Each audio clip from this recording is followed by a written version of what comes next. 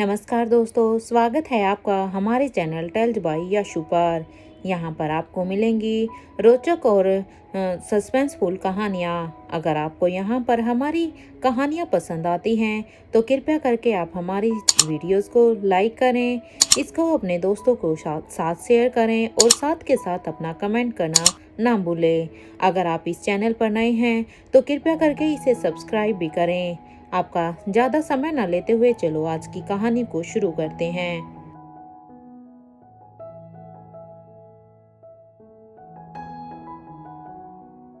पिछले एपिसोड में हमने सुना था कि जहाँ पर अब धनंजय अब आयशा को और यहाँ पर राहुल इन सबको बचाने के लिए जाते हैं, तब अब वहाँ पर जैसे ही अब यहाँ पर हंसराज मारवा ने आयशा के क्लोन के सिर पर अपनी बंदूक को ताना, तब अब प्रीति एकदम से ही अब कमांड देती है, आयशा आंटी अटैक। अब ये सुनते ही अब आयशा मारवा ने वहाँ पर एक ही झटके में उसके ऊपर हंसराज के ऊपर एक जोर का वार किया और उन दोनों के ऊपर ही अब उसने उन दोनों को ही अपने एक एक वार में ही उन्हें वहां पर बेहोश कर दिया था। अब तक धनंजय पीरामल भी समझ गए थे कि उनके सामने जो आयशा के चेहरे हैं वो कोई और नहीं बल्कि वो एक रोबोट है जिस पर चेहरा आयशा का है।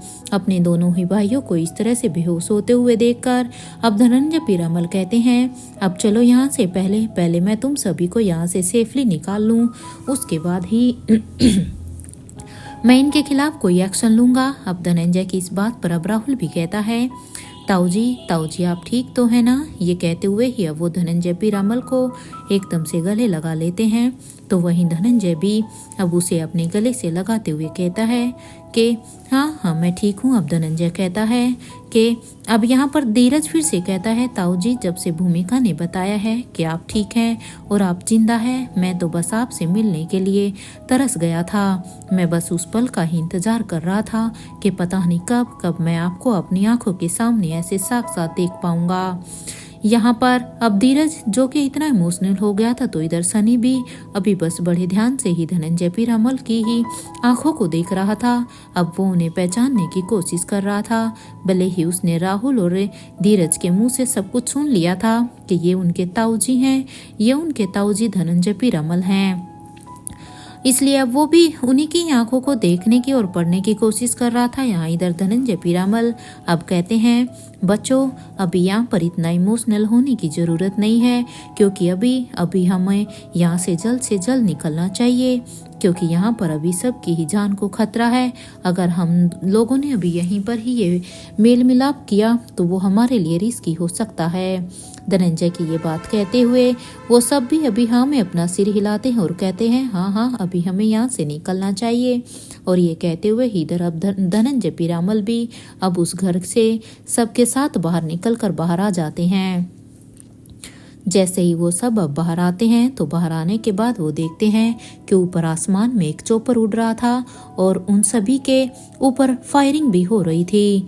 और ये सेम चीज़ किसी एक गांव में नहीं बल्कि सारे के सारे ही गांव में अब ये सेम चीज़ हो रही थी। और ये वहाँ पर अब सभी के लिए एक प्रॉब्लम क्रिएट हो गई थी, क्योंकि ऊपर आसमान से एक अंधाधुंध गोलियों की बारिश हो रही थी। वहाँ नीचे सभी बस अब एक दूसरे की जान बचाने की ही कोशिश कर रहे थे, क्योंकि वो जानते थे कि अगर वो इन गोलियों के सामने आ गए या उनसे टच भी हो गया तो उनकी मौत निश्चित है। भले ही इस वायरस से वो बच भी जाए, लेकिन इन गोलियों से बचना उनके लिए अब मुश्किल था। ये एक तरफ यहाँ पर इन्फेक्टेड लोग थे तो वहीं आसमान से अब हर एक गाँव में चॉपर से गोलियों की बारिश हो रही थी। अनिका की टीम के लिए एक सबसे बड़ी प्रॉब्लम अब उनके सामने थी, क्योंकि ऊपर से गोलियां बरस रही थी तो वहीं नीचे तो इन्फेक्टेड लोग उनके पीछे पड़े हुए थे। वहीं दूसरी तरफ इधर स्वाति मल्होत्रा की गुफा में रोहित भी अभी पूरी तरह से रेडी हो गया था। अब रेडी होने के बाद रोहित अब स्वाति मल्होत्रा से कहता है, माँ मैं गाँव नंबर 8 के लिए निकल रहा हूँ। अब रोहित की इस बात पर अब स्वाति मल्होत्रा कहती है, रोहित मुझसे वादा करोगे। अब अनिका की अब यहाँ पर स्वाति मल्होत्रा की इस बात पर अब रोहित स्वाति मल्होत्रा को देख रहा था और अब वो उसकी आंखों को पढ़ते हुए अब वो उससे कहता है, कैसा वादा माँ, कैसा वादा चाहिए आपको। अब रोहित की इस बात को सुनकर अब स्वाति मल्होत्रा कहती है, सामने जो भी आएगा रोहित, तुम अटैक करना, क्योंकि सामने चाहे तुम्हारा कोई अपना हो या कोई दुश्मन हो, तुम अटैक करना बिल्कुल भी नहीं छोड़ोगे। यही वादा मुझे तुमसे चाहिए। क्योंकि स्वाति मल्होत्रा ने भी सेम वही बात कही थी जो किंग ने अनिका से जाते हुए कही थी कि तुम्हारे सामने चाहे जो भी आए, तुम्हें अपने अटैक को नहीं रोकना है, किसी भी हालत में नहीं। और सेम बात यहाँ पर स्वाति मल्होत्रा ने भी कह दी थी। अब स्वाति मल्होत्रा की इस बात पर अब रोहित हैरान हो जाता है और अब वो हैरान होकर अब स्वाति को देखते हुए कहता है, माँ आप ऐसा क्यों कह रही हैं? मुझे पता है कि वहाँ पर तो सभी दुश्मन हैं और मुझे उनके ऊपर वार करना ही है। अब रोहित की इस बात पर अब स्वाति मल्होत्रा कहती है, रोहित कभी कभी दुश्मन हमारे अपनों का ही नकाब पहने हुए होते हैं, जिनके बारे में हमें पता नहीं होता। इसलिए मैं तुमसे कह रही हूँ कि वार करने से पहले एक पल के लिए भी बिल्कुल मत सोचना, क्योंकि जहाँ पर तुमने सोचा वहाँ पर वो वार तुम्हारे ऊपर ही हो सकता है। अब स्वाति मल्होत्रा की इस बात पर अब रोहित कहता है, ठीक है माँ, अब मैं निकलता हूँ। वैसे एक बात पूछूं, आप किस गांव में जाएंगी?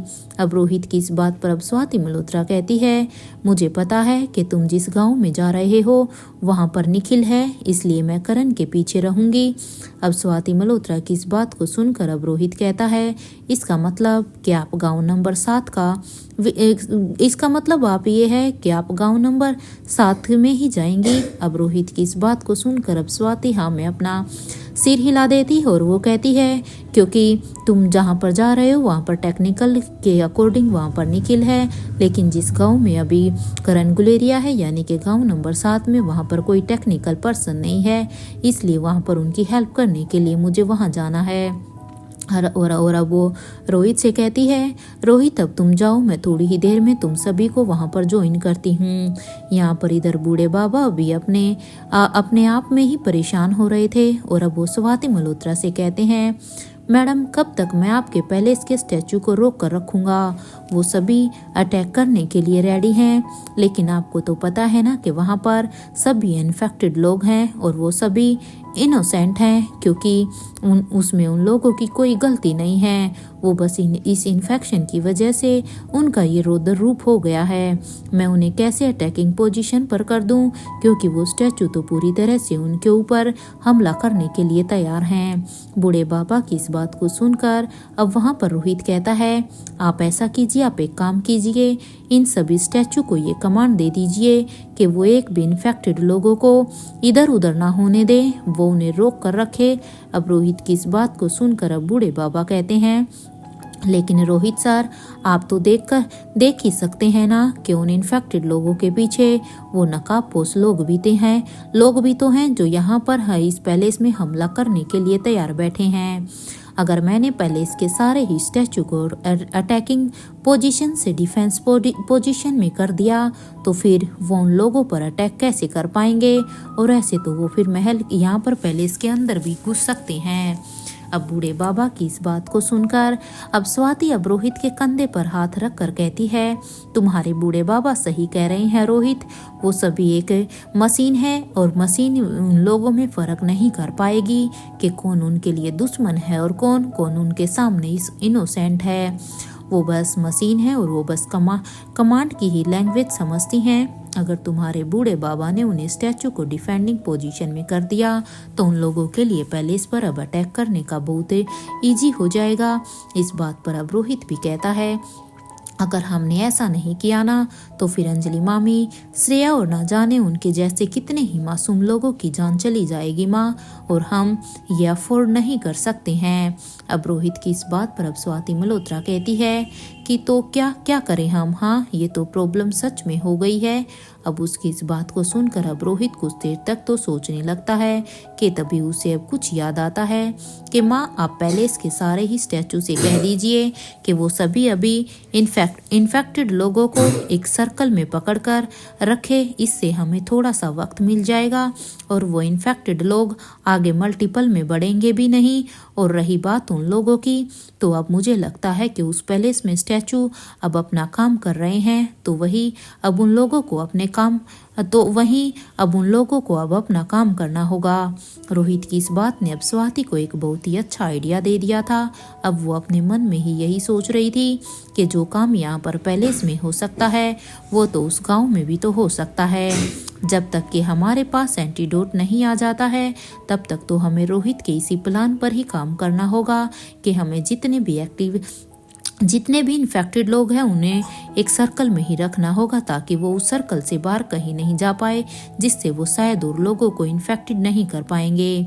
स्वाति अभी अपने ख्यालों में ही थी कि तभी उसके कानों में अब रोहित की फिर से आवाज आती है कि क्या हुआ माँ, क्या मेरा आइडिया पसंद नहीं आया का? अगर आपको मेरा आइडिया पसंद नहीं आया तो आप बता दीजिए, फिर हम इसके बारे में कुछ और सोचते हैं। रोहित की इस बात को सुनकर अब स्वाति मल्होत्रा सीधे ही कहती है, नहीं रोहित, ऐसी कोई भी बात नहीं है।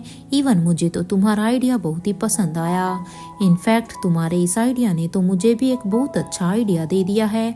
एक काम करो, तुम अभी यहाँ से निकलो, वहाँ पर तुम्हारी ज़रूरत हो सकती है। स्वाति मल्होत्रा की इस बात को सुनकर अब रोहित वहाँ से जाने लगता है और साथ ही वो अब अपना किंग वाला फ़ोन भी ले लेता है।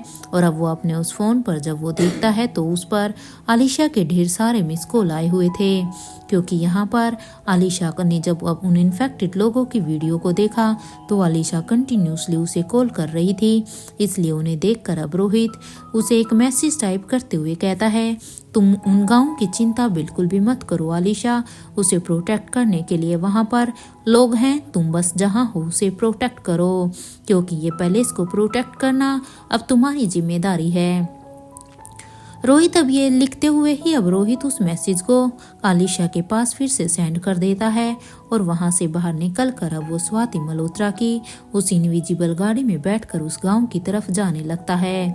यहाँ जैसे ही रोहित गया तो अब स्वाति मल्होत्रा अब सीधे ही बूढ़े बाबा से कहती है कि रोहित ने जो आपसे कहा है आप उसे कीजिए। अब उसे ये कहने के बाद अब स्वाति मल्होत्रा और बूढ़े बाबा अब आपस में बात कर ही रहे थे कि तभी अब स्वाति की गुफा के बाहर वो पंछी आ जाता है और अब वो कुछ आवाज निकालने लगता है। इस आवाज को सुनकर अब स्वाति मल्होत्रा समझ जाती है कि जरूर उसके लिए कोई संदेश आया है, इसलिए वो जल्दी से अपनी गुफा से बाहर निकल कर आ जाती है। और जैसे ही वो बाहर आती है तो वो अब किंग के द्वारा भेजे हुए उस पंछी को देखती है और अब वो उस पंछी को देखकर अब वो जल्दी से उसके पास जाकर अब उसकी पीठ पर जल्दी से उसके पास जाती है। और जैसे ही वो उसके पास जाती है तो वो देखती है कि उसकी पीठ पर एक कंटेनर दिखाई देता है।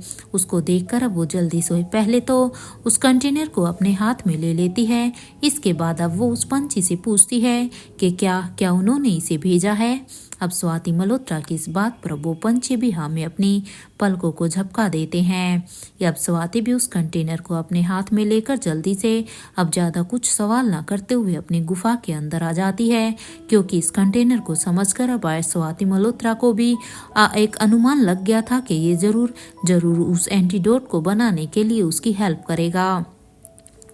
और इस उम्मीद के साथ अब स्वाति मल्होत्रा उसे खोलकर देखने लगती है तो उस कंटेनर में कुछ फूल थे। उन फूलों को देखकर अब स्वाति मल्होत्रा समझ जाती है कि अब तक उससे क्या गलती हो रही थी, क्योंकि बार बार वो जिस एंटीडोट को बनाने की कोशिश कर रही थी अब उसे उसमें क्या मिस्टेक की थी वो उसे समझ आ गई थी।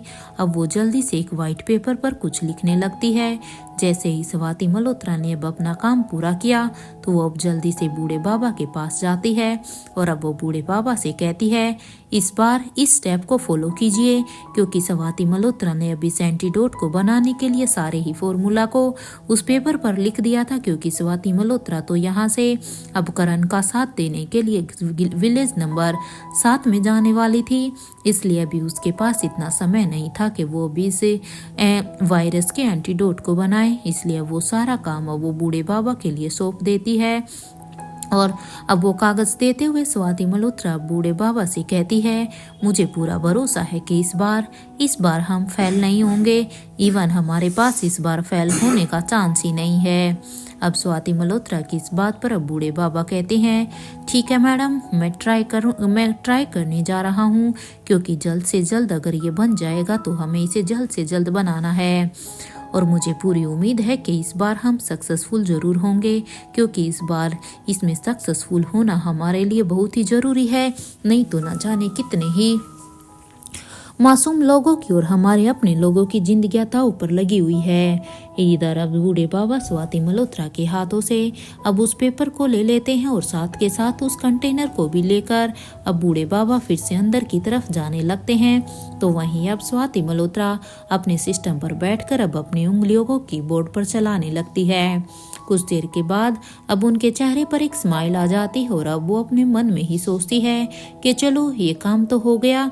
अब वो एक गहरी लंबी सांस लेते हुए स्वाति मल्होत्रा अब जल्दी से चेंज करने के लिए अंदर जाती है और कुछ ही देर के बाद जब वो वापस आती है तो उसके चेहरे पर एक मास्क लगा हुआ था। अपने चेहरे पर मास्क लगाकर वो जल्दी से अपनी गुफा से बाहर निकलकर अपने चोपर में आकर बैठ जाती है, क्योंकि स्वाति मल्होत्रा यहाँ पर चोपर से ही अब उस विलेज नंबर 7 में पहुँचने वाली थी और उस चोपर को अब वो एक इनविजिबल कर देती है, क्योंकि जिस तरह से स्वाति मल्होत्रा की कार इनविजिबल थी उसका चोपर में भी ऐसे ही इनविजिबल होने के फंक्शंस थे। कुछ ही देर में स्वाति मल्होत्रा का चोपर अब आसमान में उड़ने लगता है। तो वहीं अब तक रोहित के पैलेस में आलिशा काफ़ी परेशान हो रही थी। वो कभी इधर चक्कर लगा रही थी तो कभी उधर, क्योंकि उसे कोई सॉल्यूशन नज़र नहीं आ रहा था। वो किंग के पास यानी कि रोहित मारवा के पास भी कई बार कॉल कर चुकी थी, लेकिन उसके द्वारा भी उसका फ़ोन ना उठाए जाने पर उसकी परेशानियां बढ़ती ही जा रही थी, क्योंकि उसके साम्राज्य में इतना कुछ हो रहा था और वो यहाँ पर अपने लोगों को बचाने के लिए कुछ कर भी नहीं पा रही थी। वो जैसे ही परेशानी में अब इधर उधर घूम रही थी तभी उसके फ़ोन पर अब एक नोटिफिकेशन आता है। जैसे ही आलिशा ने भी अपने फ़ोन में आए हुए नोटिफिकेशन को देखा तो ये किंग का मैसेज आया हुआ था। किंग के मैसेज को देखते किंग के का नाम शो होने से ही उसे एक होप नजर आती है, इसलिए वो जल्दी से उस मैसेज को खोलती है और वो अब के रोहित के द्वारा भेजे हुए उस मैसेज को पढ़ने लगती है। आलिशा उस मैसेज को पढ़ने के बाद अब उसके चेहरे पर अचानक से एक स्माइल आ जाती है, लेकिन साथ ही उन्हें अब अपने लोगों की चिंता भी थी। हालांकि रोहित के आश्वासन के बाद अब उसे रोहित पर विश्वास था कि जरूर वो उसके उन गाँव को बचा लेंगे। इसलिए आलिशा की नज़र अब जैसे ही सामने की स्क्रीन पर जाती है तो वो सामने की स्क्रीन पर देखकर एकदम से ही हैरान हो जाती हैं, क्योंकि अचानक से कुछ रोबोट आते हैं और वो सारे ही इन्फेक्टेड लोगों को घर के घेर कर वहाँ पर खड़े हो जाते हैं। अब उन लोगों को ये सब देखकर अब आलिशा समझ गई थी कि अब उसे क्या करना है, इसलिए अब वो वहाँ पर सभी को ही एक्सक्यूज मी कहते हुए अब वहाँ से चली जाती है। सबको यही लगता है कि शायद आलिशा राजीव से नाराज होकर चली गई है, क्योंकि अभी कुछ समय पहले आलिशा और राजीव के बीच में जो बातें चल रही थी उससे वे लोग अनुमान लगा लेते हैं कि राजीव ने इस वायरस को फैलाने में उसका ही हाथ है, इसलिए अब वो ये बर्दाश्त नहीं कर पा रही हैं, इसलिए वो उन्हें छोड़कर चली गई है। यहाँ तक कि खुद राजीव को भी ऐसे ही लगता है कि आलिशा उससे बहुत ही नाराज है, लेकिन सच तो सिर्फ आलिशा ही जानती थी कि उसे अब क्या करना था। इन्फेक्टेड लोगों को जब उन नकाबपोश लोगों ने देखा तो उन्हें तो अब ऐसा लग रहा था कि उनका तो रास्ता ही क्लियर हो गया था, क्योंकि वो भी यही चाहते थे। अब उनके आगे उन्हें क्या करना था वो अब समझ गए थे, इसलिए वो अब अपने कदमों को पैलेस के अंदर की तरफ लेकर जाने लगते हैं। क्योंकि अब तक वो पैलेस के अंदर इसलिए नहीं जा रहे थे क्योंकि वहाँ के दरवाजे पर वो सारे ही इन्फेक्टेड लोग थे, और अगर वो उनके अंदर से अंदर जाने की कोशिश करते तो वो भी उनके साथ उनके संपर्क में आ सकते थे, इसलिए वो अभी तक बस उनके पीछे ही थे। उन्हें तो लगता था कि अब उनका मकसद पूरा हो ही जाएगा, क्योंकि यहाँ पर इन रोबोट ने उनका काम आसान कर दिया है, क्योंकि उन्होंने दरवाजे से सारे ही लोगों को हटा दिया है। इधर अपने रूम में आलिशा ने अब अपने कपड़े बदल लिए थे और उसने अब अपने चेहरे पर एक मास्क भी पहन लिया था, और वो अब अपने रूम की बालकनी में खड़ी होकर जब सामने देखती है तो वो नकाबपोश लोग पैलेस के अंदर आ जाते हैं। अपने दुश्मनों को इतने करीब देखकर तो अब आलिशा ने अपनी मुट्ठियों को एकदम से ही भींच लिया था। वो अब अपनी बालकनी से सीधा ही नीचे जंप कर जाती है और एकदम से ही उनके सामने आकर खड़ी हो जाती है। इधर हॉल के स्क्रीन पर जब राजीव और मयूर ने ये सब देखा तो वो दोनों अभी हैरानी से एक दूसरे दूसरे को ही देखते हैं। मयूर अब आकाश से कहता है कि क्या रानी साहिबा अपनी सिक्योरिटी गार्ड को लेकर यहाँ पर आई हुई थी? अगर वो सच में यहाँ पर उसकी सिक्योरिटी गार्ड थी तो उन्होंने हमें पहले क्यों नहीं बताया? इवन हम कितने बार उसके बारे में बातें कर चुके हैं, लेकिन उसने तो आज तक हमें उस सिक्योरिटी गार्ड से मिलवाया ही नहीं, क्योंकि जब से मैंने उसकी सिक्योरिटी गार्ड की राजमहल में फाइट देखी है, मैं तो उसका सबसे बड़ा फैन हो गया हूँ। अब उसकी इस बात पर अब आकाश गुलेरिया एक सरकास्टिक स्माइल देते हुए कहता है, हमारी ये बहन तो इसके बिना कभी जाती ही नहीं है। वहीं उन नकाबपोश लोगों ने वहां पर आलिशा को इस तरह से अकेला अपने सामने देखकर अब वो उसे एक घेरे में घेर लेते हैं और वो उससे कहते हैं, हमारे रास्ते से अभी के अभी हट जाओ, वरना तुम्हारे लिए अच्छा नहीं होगा। हम अपने जिस काम को करने के लिए आए हैं, हमें बस चुपचाप वो काम करने दो। अब उन लोगों की ये बात सुनते ही अब आलिशा ने उस फाइटर्स के मुंह पर एक जोरदार पंच मारा। उसे वो फाइटर अब थोड़ा पीछे जाकर गिरता है, क्योंकि रानी साहिबा का एक पंच ही इतना ज्यादा था जिसे वो झेल नहीं पाया। लेकिन अब फिर से वो अपने खुद को संभालते हुए ही अब फिर से आलिशा के ऊपर अब अटैक करने ही वाला था कि तभी आलिशा ने अपना एक तेज डिफेंड करते हुए उसके अटैक को वहीं पर ही रोक दिया। वैसे तो राजीव इस फाइटर्स की टेक्निक स्किल तो पहले से ही देख चुका था और उसे देखकर वो काफ़ी इम्प्रेस भी था, क्योंकि जब राजमहल में वो कविन आलिशा को किडनैप करने के लिए गए थे तब यहाँ पर कविन आलिशा ने इसी टेक्निक के साथ राजीव के साथ फाइट की थी। इवन राजीव को नहीं पता था कि ये खुद कविन आलिशा ही है। और आज फिर से उसकी फाइट देखकर तो अब राजीव को उसके ऊपर बहुत ही प्राउड फील हो रहा था। तो वही मयूर को तो अब उस फाइटर से जलन होने लगी थी। मयूर अब खुद के ही इमोशंस को कंट्रोल करते हुए वो आकाश गुलेरिया से कहता है कि भाई तू आलिशा के पास जा, उसे तेरी ज़रूरत है। मैं बाहर जाकर उन फाइटर्स की मदद करता हूँ। ये सुनते ही अब राजीव ने उससे कहा कि तुम ऐसे ही उनके सामने जाओगे। अब राजीव की इस बात पर अब मयूर गुलेरिया कहता है, नहीं चाचा, मुझे पता है कि मुझे क्या करना है, मैं ऐसे ही तो उनके सामने नहीं जाने वाला हूँ। ये कहते हुए ही मयूर अब एलिवेटर की तरफ जाने लगता है। तो वहीं राजीव गुलेरिया भी आकाश से कहता है, तुम अपनी बहन के पास जाओ, मैं भी आराम करने के लिए जा रहा हूँ। ये कहते हुए ही राजीव अब अपने रूम की तरफ जाने लगता है। तो वहीं अभी आकाश को तो पता ही था कि उसकी बहन पैलेस के अंदर नहीं है, क्योंकि बाहर जो लड़ रही है वो उसकी बहन ही है। लेकिन उसने अगर अभी मयूर और राजीव चाचा की बात नहीं मानी तो शायद उन्हें उनके ऊपर शक हो सकता है कि भला मैं अपनी बहन को बचाने के लिए मैं अपनी बहन के पास क्यों नहीं जा रहा हूँ। इसलिए आकाश भी अब एलिवेटर से सीधा ही अब आलिशा के रूम की तरफ जाने लगता है। वहाँ बाहर आलिशा उन फाइटर को जोरदार पंच मार रही थी, तो साथ में वो भी उसे एक टफ फाइट दे रहे थे। यहाँ जितनी हैरान आलिशा थी, तो वहीं वो फाइटर भी अभी आलिशा के साथ फाइट करते हुए बहुत ही हैरान थे। उन्हें तो पता ही नहीं था कि जब वो यहाँ पर राजीव गुलेरिया को किडनैप करने के लिए जाएंगे तो उनका सामना यहाँ पर ऐसी किसी फाइटर से होगा। एक फाइटर अभी अपने ग्रुप से अलग होते हुए ही अभी अपने फ़ोन से एक मैसेज को थोड़ा सा टाइम निकाल कर टाइप करता है कि हमें और लोगों की यहाँ पर ज़रूरत होगी, उन्हें भेजिए इस लोकेशन पर। इस मैसेज को टाइप करते हुए वो इसे सेंड कर देता है और इसे सेंड करने के बाद वो अब उसे फाइट में फिर से इन्वॉल्व हो जाता है। कुछ देर तक आलिशा और उन लोगों की फाइट काफ़ी लंबी चल रही थी कि तभी एक फाइटर की नज़र अब सामने के गेट पर जाती है। तो अंदर से 2 मास्क लगाए हुए लोग उनके सामने थे। वो दोनों भी अभी आलिशा की हेल्प करने के लिए उस फाइट में आ जाते हैं और वो तीनों ही अब एक दूसरे के साथ मिलकर उन सभी नकाबपोश आदमियों को मार गिराते हैं। वहीं दूसरी तरफ अब तक अनिका उन 8 गांव में अपनी नज़र बनाकर पहुंचने ही वाली थी। अनिका के दिमाग में सबसे पहले तो यही था कि उसे अक्षय वर्मा से अपनी आयशा माँ की तकलीफों का सबसे पहले बदला लेना है।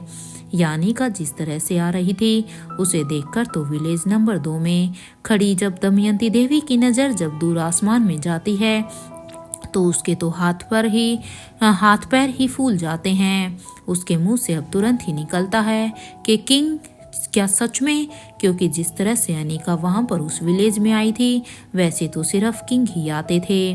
क्योंकि उसकी स्टाइल को देखकर अब दमयंती देवी खुद समझ जाती है कि ये अब किंग आ गए हैं, अब उनका अंत निश्चित है।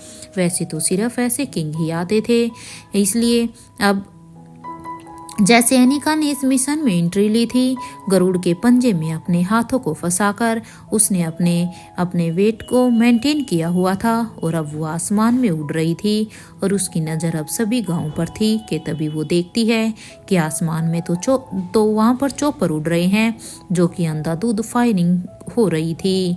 ये देखकर अनिका उस गरुड़ से कहती है, मुझे ऐसी जगह पर उतारना जहाँ पर मैं इन सभी चौपर को अपने कंट्रोल में कर सकूं।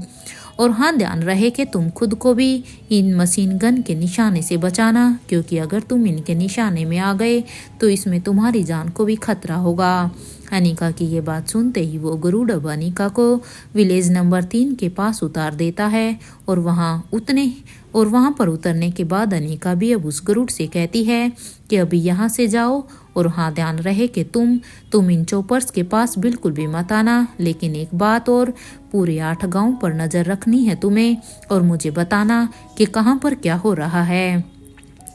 तुम्हें जब तक मैं यहाँ पर इन सब को अपने कंट्रोल में लेती हूँ तब तक ये सारी की सारी इन्फॉर्मेशन तुम मुझे ला कर दो। इस बात को सुनकर अब गरुड़ वहाँ से जाने लगता है। तो वहीं दूसरी तरफ अभी विलेज नंबर 2 में दमयंती देवी ने जो अभी आसमान में देखा था उसके तो होश ही उड़ गए थे। उसे तो कुछ समझ में ही नहीं आ रहा था, क्योंकि जिस किंग को वो अब तक मरा हुआ समझ रहे थे, इस स्टाइल में अनिका को आता हुआ देखकर दमयंती को भी यही लगता है कि किंग जिंदा है। और किंग अगर यहाँ पर इस मिशन में अगर किंग आ गया है तो अब तो उनका ये मिशन भी जीत पाना मुश्किल है। और जिस तरह से किंग ने कुछ साल पहले जिस तरह से उनकी जो हालत की थी, उन्हें यहाँ से भागने पर मजबूर कर दिया था, उसे वही चीज़ें याद आने लगती है। और किंग यहाँ पर दमयंती अब अपने लिए हुए इस फैसले पर अब पछताने लगती है।